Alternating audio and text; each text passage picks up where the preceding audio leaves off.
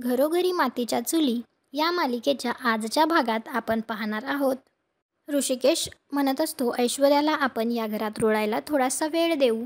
जानकी म्हणते, हो ऋषिकेश, आपल्या घरातील सगळेच जण तिला याबाबतीत सपोर्ट करतील, पण तिला आपल्या घरात रुळायचं आहे की नाही? काहीतरी नक्कीच चुकतंय. नाहीतर उंबरठ्यावरचं माप जसं ओलांडलं तसं हे घर उधळून टाकते की काय याची भीती वाटतेय. तर ऋषिकेश म्हणतो, हो जानकी, मला सुद्धा पटतंय तुझं म्हणणं. जे काही आहे ते आपल्या समोर येत नाहीये. तू नको काळजी करू. जे काही असेल ते लवकरात लवकर कळेल आपल्याला, आणि मग आपण दोघे मिळून त्याला सामोरे जाऊ. जो काही प्रश्न असेल तो आपण दोघांनी मिळून सोडवू. तर जानकी म्हणते, तुम्ही आहात ना माझ्यासोबत? मग झालं तर. आता अगदी माझ्या अंगात 100 हत्तींचं बळ आलंय असं वाटतंय. एकदम रिलॅक्स. ऐश्वर्या तिच्या रूममध्ये ती माळ पाहत असते आणि तिला जानकीने बोललेले बोल आठवत असतात. त्यावेळी ती मनात विचार करते, एक चान्स सोडत नाही ही मास्तरीण उपदेश करण्याचा. हळूहळू बरोबर मी तुला कोपऱ्यात ढकलणार आहे जानकी. आता तू नाही, या घरात मी हुकूम सोडणार आणि तुला गुडघ्यावर आणणार, कारण तुझ्यामुळेच माझ्या सगळ्या प्लॅनची माती झाली. तूच सौमित्राला पळून जायला मदत केलीस. आता तू बघच. तुझा संसार उद्ध्वस्त केल्याशिवाय मी गप्प बसणार नाही, असं म्हणत म्हणतच ती हातातील माळ तोडत असते. त्यातील मणी खाली पडत असतात आणि त्याच वेळी सारंग येतो.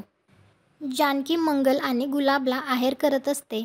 त्यावेळीच सुमित्रा तेथे येते आणि सुमित्रा मनात विचार करते, खरंच जानकी घरच्या नोकरांचं सुद्धा मन किती जपते.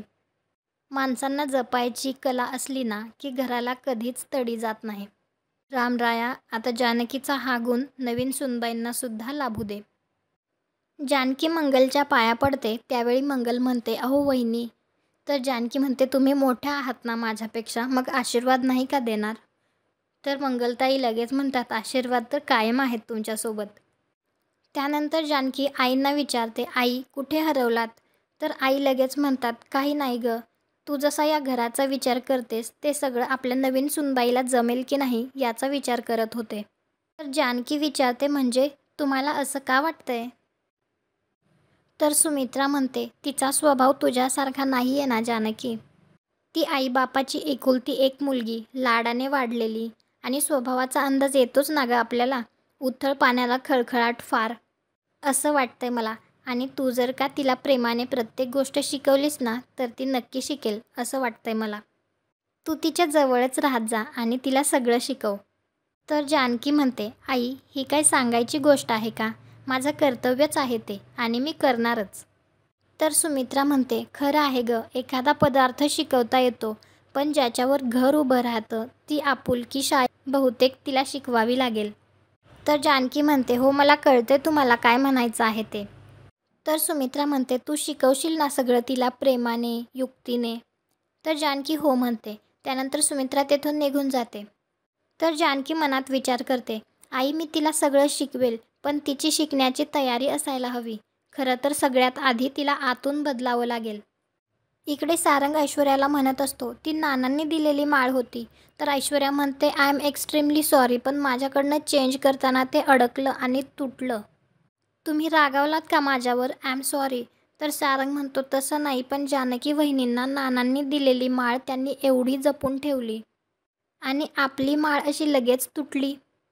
मला राग नाही आला, पण वाईट तर वाटणारच ना. तर सारंग म्हणतो, नानांना आणि जानकी वहिनींना कळालं तर? ऐश्वर्या मात्र सॉरी म्हणत असते. वरून वाईट वाटल्यासारखं दाखवत असते, पण तिला खूप आनंद झालेला असतो. सारंग दरवाजा बंद करून ते सांडलेले मोती गोळा करत असतो. त्यावेळी जानकी तेथे त्यांच्यासाठी पाण्याचं भांडं घेऊन येते आणि ऐश्वर्या दरवाजा उघडते. जानकी पाहते तर ते मोती खाली सांडलेले असतात. सारंग जानकीला म्हणतो, वहिनी माळ तुटली. तर जानकी ऐश्वर्याला म्हणते, ऐश्वर्या अशी कशी माळ तुटली?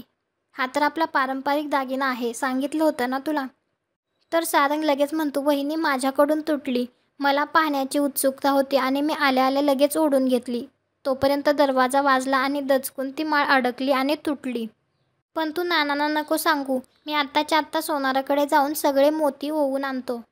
तर ऐश्वर्या मनात विचार करते, या डॅमेज पीसने माझी बाजू घेतली. आश्चर्य आहे. तर जानकी म्हणते इट्स ओके भाऊजी. तर लगेच ऐश्वर्या म्हणते कम ऑन सारंग, तुमच्याकडून माळ तुटली म्हणून काय लगेच जानकी वहिनी तुम्हाला मला मास्तरीन बाईसारखं नापास नाहीत करणार किंवा कोंबडा म्हणून बाहेर उभंही करणार नाहीत. तुम्ही एवढं का घाबरता जानकी वहिनींना? आणि तसंही वहिनींनी दार जोरजोरात ठोठावलं म्हणून हे सगळं घडलं ना. तर जानकी म्हणते माझ्याकडून चूक झाली असेल तर सॉरी. आणि सारंग भाऊजी तुम्ही नका काळजी करू, ती माळ माझ्याकडे द्या, मी ती ओवते. आणि मला चांगलंच माहिती आहे विखुरलेले मोती एकत्र कसे बांधायचे ते. पण एक अट आहे, मला तुमच्या या गोड चेहऱ्यावर गोड हसू पाहिजे. असं म्हणून जानकी ती माळ घेऊन तेथून निघून जाते. सुमित्रा देवाला म्हणत असते तुझ्या कृपेने सगळं काही व्यवस्थित झालंय. जसं हे लग्न कार्य व्यवस्थित पार पाडलंस तसंच आमच्या सारंगचा संसारसुद्धा सुरळीत पार पडू दे. तेवढ्यात आजी तेथे येतात आणि त्या म्हणतात सगळं सुरळीतच पार पडणार, काळजी करू नकोस. एकदम धडाकेबाज सून आणली आहेस तू. आता जानकी जानकी हे जप बंद करा आणि ऐश्वर्याच आता तुमचं नाव मोठं करणार. कारण ऐश्वर्या तुझी सख्खी सून आहे आणि जानकी सावत्र. तर सुमित्रा म्हणते आई तुला मी 1000 वेळा सांगितलं या घरात हा विषय काढायचा नाही, तरी तू पुन्हा पुन्हा तेच. तर आजी म्हणते उद्या तिला दुसऱ्या कोणाकडून कळण्यापेक्षा तूच सांगितलेलं बरं नाही का? तर सुमित्रा म्हणते दुसऱ्या कोणाकडून म्हणजे तुझ्याकडून. ही गोष्ट या घरात तू, मी आणि नाना यांच्या व्यतिरिक्त कोणालाच माहिती नाही आणि मी आणि नाना ही गोष्ट इतर कोणालाच कधीच सांगणार नाही. सुमित्रा आजीला शपथ घ्यायला सांगते की ती ही गोष्ट इतर कोणालाही सांगणार नाही, ऐश्वर्याला तर नाहीच नाही. आणि तेथून सुमित्रा निघून जाते. त्यावेळी आजी स्वतःशी बोलतात जानकी आणि ऋषिकेशच्या प्रेमापोटी आंधळी झालीस तू सुमित्रा, पण सत्य एक ना एक दिवस कोणालाही कळल्याशिवाय राहणार नाही. तू मला शपथ देऊन तर गप्प केलंस.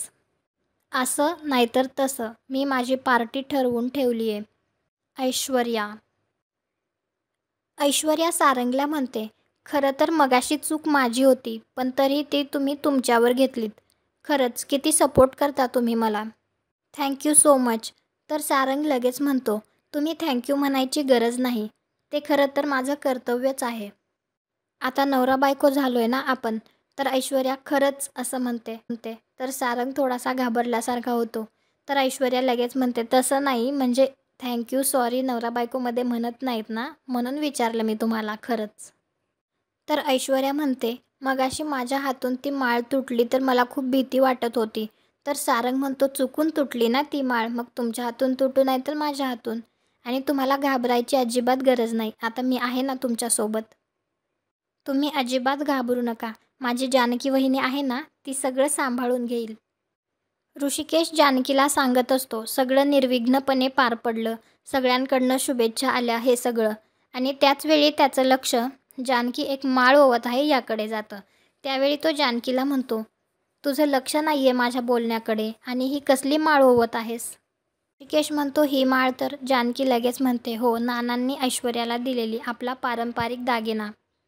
जानकी म्हणते आणि ही माळ सारंग भाऊजींच्या हातून चुकून तुटली असं दोघांचंही म्हणणं आहे. मी पाणी द्यायला त्यांच्या रूममध्ये गेले होते तेव्हा मला हा सगळा प्रकार दिसला. बघते तर सारंग भाऊजींच्या हातात तुटलेली माळ होती. तर ऋषिकेश म्हणतो अशी कशी तुटली माळ? आत्ताच तर दिली होती ना नानांनी. ऐश्वर्याला झोप आलेली असते त्यामुळे ऐश्वर्या बेडवर येते. तर सारंग तेथे झोपायला येतो. तर ऐश्वर्या लगेच म्हणते तुम्ही इथे झोपणार आहात का? मला सवय नाही आहे ना म्हणून. तर सारंग म्हणतो ठीक आहे, मी सोफ्यावर झोपतो. तर जानकी ऋषिकेशला म्हणते तुम्हाला माहिती आहे ना सारंग भाऊजी वस्तू किती काळजीने जपून ठेवतात. नानांनी त्यांना त्यांच्या लहानपणीचा हत्ती दिला होता, तरीसुद्धा त्यांनी तो किती जपून ठेवला आहे. तर ऋषिकेश म्हणतो आठवतंय, आणि हत्ती तो चुकून तुटेल या भीतीने रात्रभर तो हातात घेऊन झोपला होता.